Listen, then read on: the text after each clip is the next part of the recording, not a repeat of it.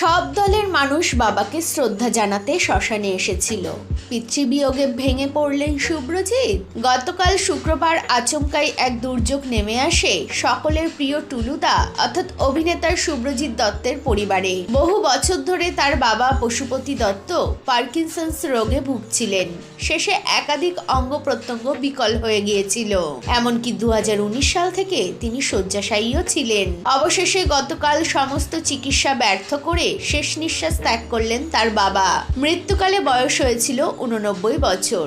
আজ শনিবার রতনবাবুর ঘাটে অভিনেতা এবং তার দাদারা মিলে বাবার শেষকৃত্য সম্পন্ন করেছেন। এক সংবাদ মাধ্যমকে শুভ্রজিৎ জানিয়েছেন, বাবা বারবার নিউমোনিয়ায় আক্রান্ত হচ্ছিলেন। এর আগেও একাধিকবার অসুস্থতার কারণে হাসপাতালে ভর্তি করাতে হয়েছে, কিন্তু প্রতিবারই বাবা ফিরে এসেছেন। এবার আর ফিরলেন না। বাবা প্রচন্ড মিশুকে ছিলেন। পাড়ার ক্রিকেট খেলায় আম্পায়ার হতেন। সবাই বাবাকে খুব ভালোবাসতেন। সেই জন্যই নতুন মুখ্যমন্ত্রীর শপথ গ্রহণের দিনেও দলমত নির্বিশেষে সব রঙের মানুষ বাবাকে শেষবারের মতো দেখতে এসেছিলেন। শেষকৃত্যেও যোগ দিয়েছিলেন তারা।